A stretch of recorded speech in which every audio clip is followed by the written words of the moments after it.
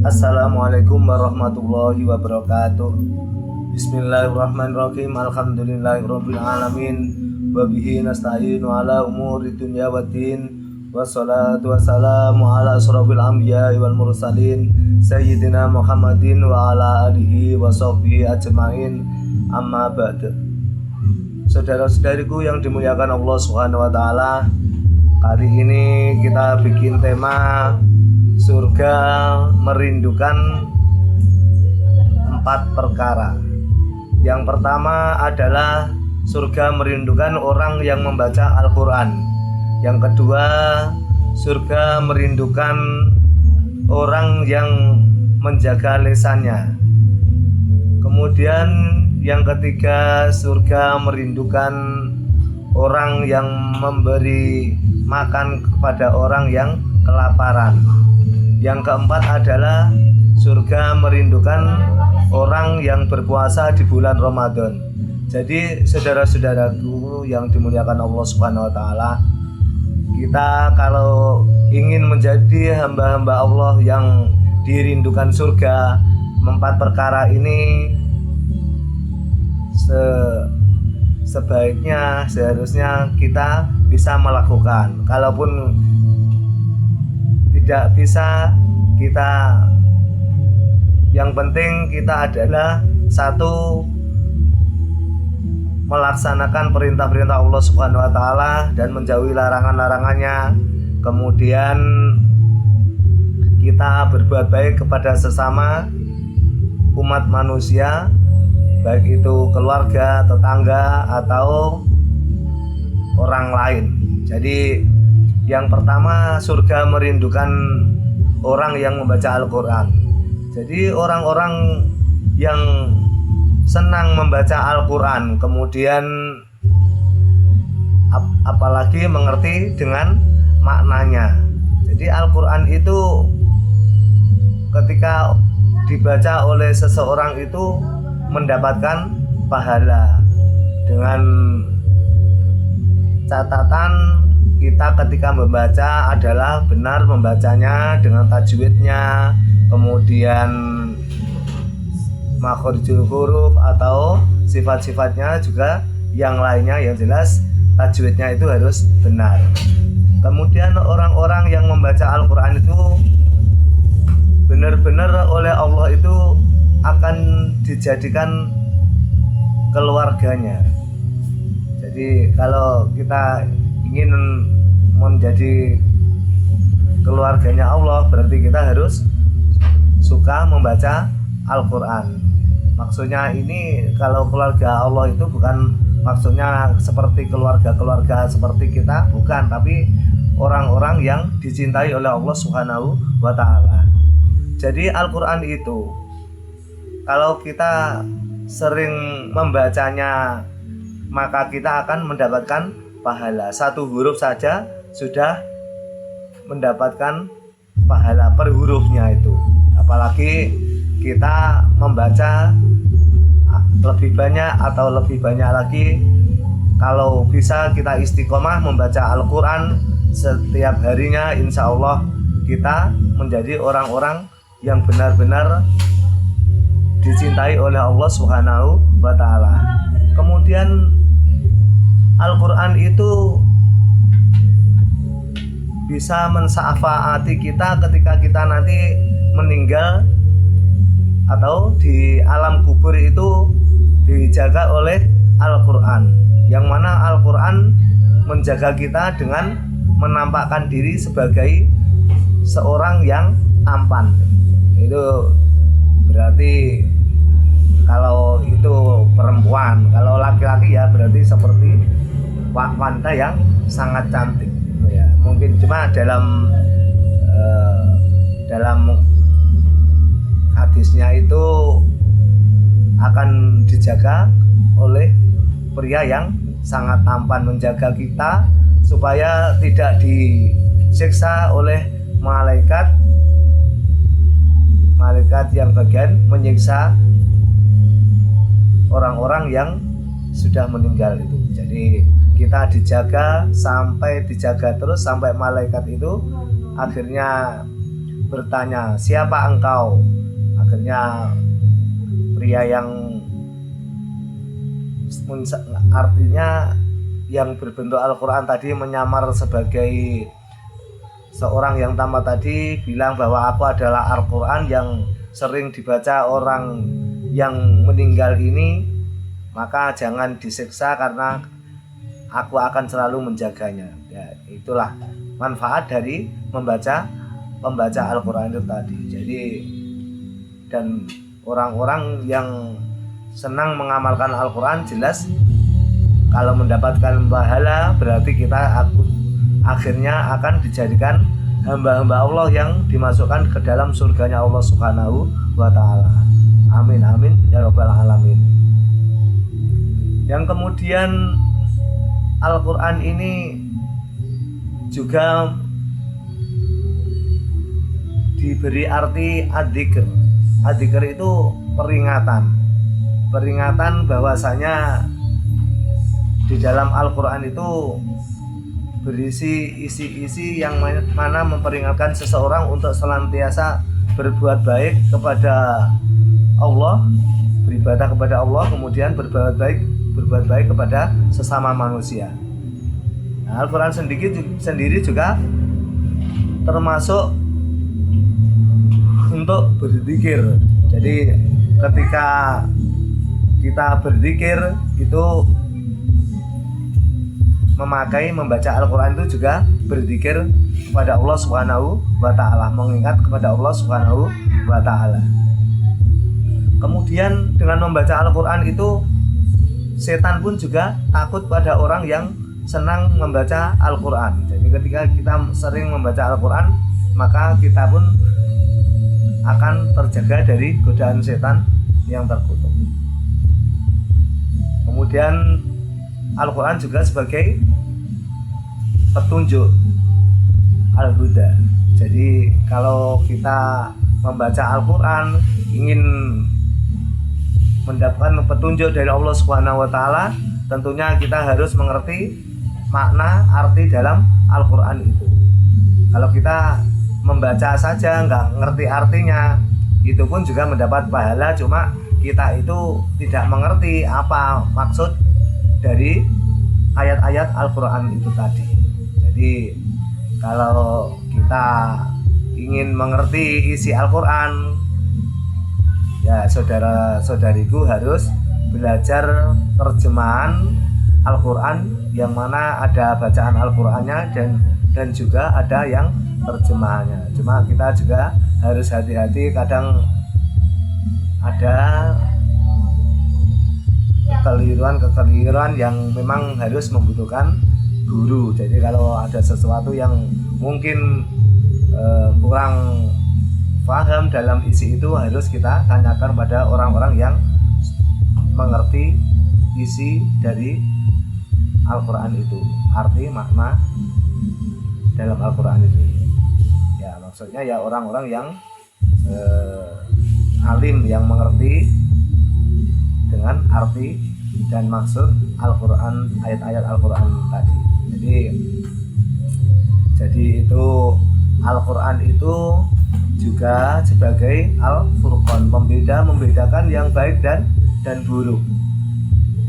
Jadi dalam Al-Quran itu menjelaskan bahwasanya ada perkara yang buruk, ya, itu untuk membedakan dan perkara yang baik, supaya kita bisa membedakan setiap apa yang kita ucapkan, apa yang kita lakukan itu benar-benar mengerti akan perilaku kita. Jadi itu Al-Quran. Ya, mungkin dalam Al-Quran itu masih banyak lagi dari menjadi pedoman hidup kita sehari-hari, sebagai pedoman hidup kita, pegangan kita hidup sehari-hari. Jadi itu masih banyak lagi Al-Quran itu yang menunjukkan kepada kita itu. Jadi itu masalah Al-Quran. Kemudian yang kedua adalah orang-orang yang bisa menjaga mulutnya adalah dirindukan oleh surga. Orang-orang yang ketika berbicara atau melakukan sesuatu pembicaraan yang baik-baik itu adalah orang-orang yang dirindukan oleh surganya Allah Subhanahu wa taala. Karena tidak semua manusia itu kadang perkataannya, pembicaranya itu baik-baik semua. Kadang ada yang kata-kata kotor atau kata-kata bahasa Jawane misuan atau kata-kata mengolok-olok saudara atau menfitnah saudara, ghibah. Nah, mulut-mulut yang seperti itu harus kita hilangkan. Jadi jangan sampai kita itu berbicara yang kotor-kotor yang menyebabkan kita itu berdosa, akhirnya ujungnya ke neraka, bukan ke surga. Jadi kalau kita ingin ke surganya Allah, perkataan kita harus senantiasa mengatakan berkata yang baik-baik. Minimal kita untuk berzikir atau berbicara yang baik-baik, yang menyenangkan Allah dan menyenangkan sesama manusia ketika kita berbicara sesama manusia. Kalau tidak bisa menjaga mulut kita, lebih baik kita diam atau tidak berbicara. Jadi itu untuk menghindari kita itu kata-kata yang tidak ada manfaatnya. Jadi kadang namanya orang khususnya ini ya sama saja laki-laki atau perempuan ketika ngerumpi atau ngobrol-ngobrol bareng-bareng yang nggak ada manfaatnya itu harus dihindari. Jadi lesan yang dirindukan surga itu adalah lesan-lesan yang untuk kebaikan-kebaikan untuk menuju surganya Allah Subhanahu wa taala. Kemudian surga itu juga merindukan orang yang memberi makan bagi orang yang kelaparan. Ya, kenapa surga merindukan orang-orang yang memberi makan orang lain yang kelaparan? Karena kadang orang itu kaya, ya. Kaya tapi tidak pernah berpikir kepada kanan kiri, tetangga kanan kiri, yang mana tetangga kanan kiri itu kelaparan atau dalam keadaan kekurangan yang benar-benar kekurangan, sudah berusaha tapi masih tetap kekurangan. Nah, seperti itu kadang orang itu tidak pernah peduli. Nah, orang-orang yang peduli inilah orang-orang yang dirindukan oleh surganya Allah Subhanahu wa taala. Dalam artian berarti apa? Sedekah atau sedekah pada tetangga atau keluarga kita, saudara-saudara kita. Jadi kalau kita sedekah itu yang pertama kali kita utamakan adalah keluarga kita.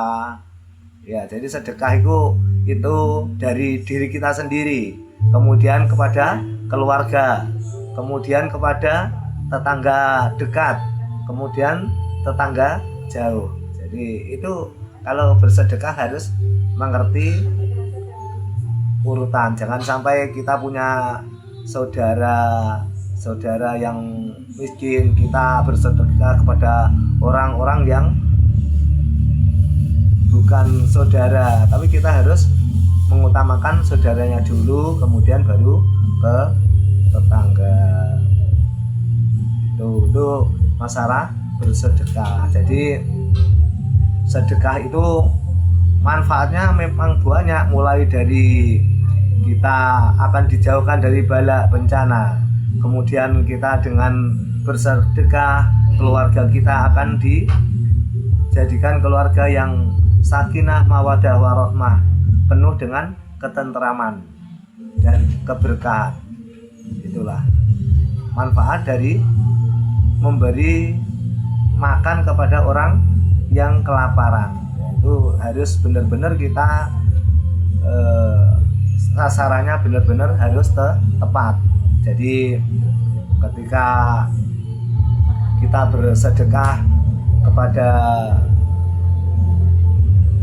orang-orang yang kelaparan itu harus dengan ikhlas, kemudian jangan sampai diundat-undat, dibicarakan kepada orang lain atau dipamerkan kepada orang lain, atau kita sombong yang menyebabkan sedekah-sedekah kita itu atau pemberian kita kepada orang-orang yang fakir, miskin atau yang kelaparan tadi tidak menjadikan sakit hati atau malu karena pemberian kita, yang menyebabkan pemberian kita ditolak oleh Allah Subhanahu wa Ta'ala, bisa-bisa menyebabkan kita masuk ke nerakanya Allah Subhanahu wa Ta'ala. Jadi itu memberi sedekah atau memberi makan kepada orang yang kelaparan itu tadi sungguh sangat baik sekali. Minimal kita itu meringankan beban orang-orang yang kelaparan, dan dengan demikian orang-orang yang diberi insya Allah akan berterima kasih kemudian mendoakan. Dan orang-orang yang suka memberi sedekah kepada orang yang kelaparan itu termasuk orang yang luman. Berarti orang yang luman, dan orang yang luman itu akan dicintai oleh orang lain, kemudian dicintai Allah, kemudian surga merindukan orang-orang yang bersedekah. Bahkan dalam nanti kalau orang masuk surga itu, orang yang pertama kali adalah masuk surga adalah orang-orang yang bersedekah dengan ikhlas. Itu adalah orang yang pertama kali masuk surga. Itu dalam kisahnya itu memang ada seperti itu.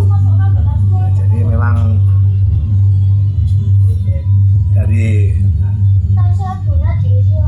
penjelasan para ulama itu begitu. Jadi kalau kita benar-benar jadi orang yang bersedekah, insya Allah kita akan selamat di dunia, selamat di akhirat. Insya Allah kalau kita kemudian memberi pelajaran kepada anak cucu keturunan kita, menjadi orang-orang yang dermawan, orang yang suka memberi, orang makan kepada orang-orang yang kelaparan, insya Allah akan ditiru oleh anak cucu keturunan kita semua. Mudah-mudahan kita semua menjadi orang-orang yang senantiasa suka memberi makan orang yang kelaparan. Itu sebagian dari penjelasan tentang orang yang memberi makan kepada orang yang lapar akan dirindukan surganya Allah Subhanahu wa Ta'ala.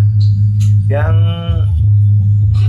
terakhir adalah orang yang berpuasa di bulan Ramadan itu dirindukan oleh surganya Allah Subhanahu wa Ta'ala. Jadi kalau kita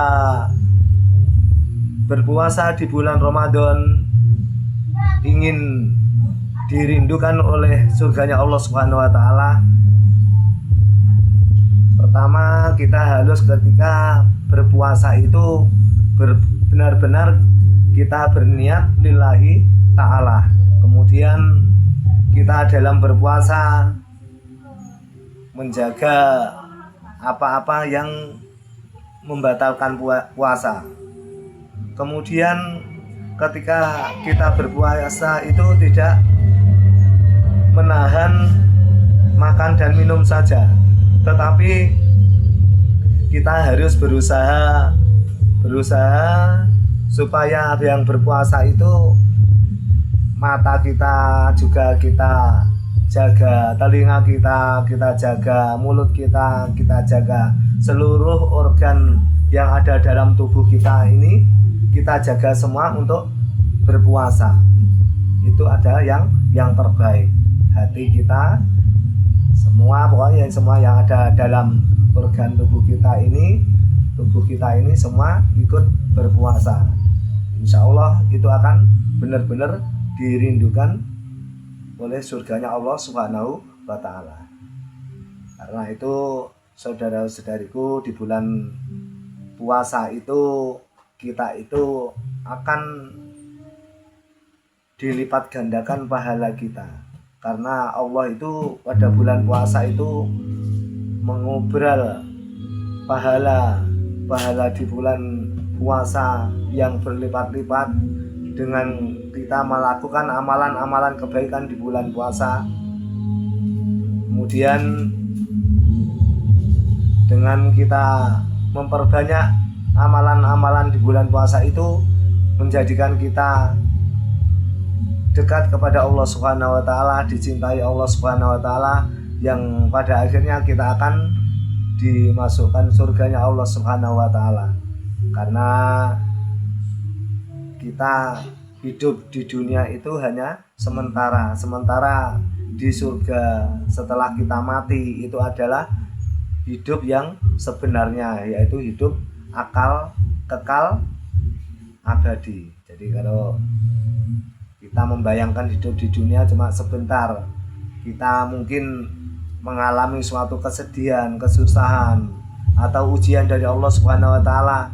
Kita harus benar-benar sabar menghadapi semua itu dengan harapan kita adalah mendapat balasan dari Allah Subhanahu wa taala, yaitu surganya Allah Subhanahu wa taala, yaitu setelah kita meninggal di alam kubur mendapat nikmat kubur, dan selanjutnya kita di hari kiamat nanti akan dimasukkan kepada surganya Allah Subhanahu wa taala yang penuh dengan kenikmatan yang tiada tara. Jadi itulah kita hidup di dunia ini berjuang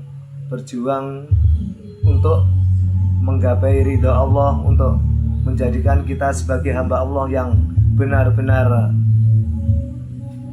dirindukan surganya Allah Subhanahu wa taala. Saudara-saudariku yang dimuliakan Allah Subhanahu wa taala, tolong di like, subscribe, dan ketik Imam_Ubed. Mudah-mudahan apa yang saya sampaikan menjadi ilmu yang manfaat bagi saudara-saudariku. Kita sama-sama belajar untuk menggapai surganya Allah. Semoga Allah mengijabahi kita semua menjadi penghuni surganya Allah Subhanahu wa taala. Akhirnya kami cukup sekian, mudah-mudahan kita semua nanti bisa bertemu di surganya Allah Subhanahu wa taala. Akhirul kalam, ihdinas siratal mustaqim. Wassalamualaikum warahmatullahi wabarakatuh.